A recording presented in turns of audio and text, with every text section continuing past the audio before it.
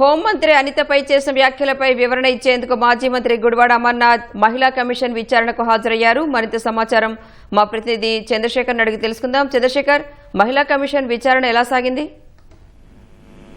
రాణి, హోంశాఖ మంత్రి వంగలపూడి అనిత పైన మాజీ మంత్రి గుడివాడ అమర్నాథ్ చేసిన అనుచిత వ్యాఖ్యలకు సంబంధించి మహిళా కమిషన్ సుమోటోగా కేసు నమోదు చేసింది. దీనికి సంబంధించి టీడీపీ నాయకులు, మహిళా నాయకులు కూడా ఫిర్యాదు చేస్తారు. ఆయన కేసు నమోదు చేసి ఆయన విచారణకు రావాలని చెప్పేసి మహిళా కమిషన్ సూచించింది. అయితే ఆయన వేరే కారణాలు ఉన్నాయి, వేరే పనులు ఉన్నాయి, వేరే కేసులు ఉన్నాయన్నటువంటి కారణాలు చూపిస్తూ 2 సార్లు ఇప్పటికే విచారణకు హాజరయ్యారు.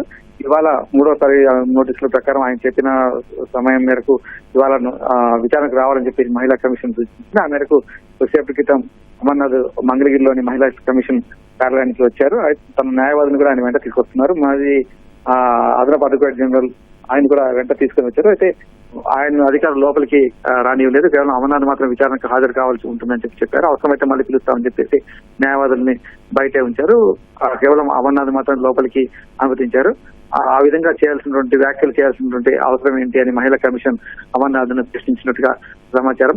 మహిళల పైన ఇలాంటి వ్యాఖ్యలు చేయడం, బాధ్యతాయుత పదవుల్లో ఉన్నటువంటి వారు ఇలా చేయడం వల్ల పదవులు నిర్వర్తించిన వారు ఇలాంటి వ్యాఖ్యలు చేయడం సమాజానికి చెడు సంకేతాలు వెళ్తుంది. అలాగే మహిళల పట్ల అగౌరవంగా మాట్లాడినటువంటి ఈ మాటలకు సంబంధించి ఆయన వివరణ ఇవ్వాలని చెప్పేసి కూడా మహిళా కమిషన్ ఆదేశించింది. దీనికి సంబంధించి ఎందుకు మాట్లాడారు, ఎలా మాట్లాడాల్సిన అవసరం ఏంటి, కించపరిచే విధంగా మాట్లాడుతున్నప్పుడు మీకు బాధ అనిపించలేదు ప్రశ్న ముందుగానే తయారు చేసుకుంటుంటే ప్రశ్నావళిని అడిగింది. ఆ విచారణ అయితే జరుగుతోంది. దీనికి సంబంధించి ఆయన ఏ సందర్భంలో తాను మాట్లాడాల్సి వచ్చింది అనేటువంటి అంశాలపైన గుడివాడ అమర్నాథ్ వివరణ ఇచ్చినట్టుగా సమాచారం.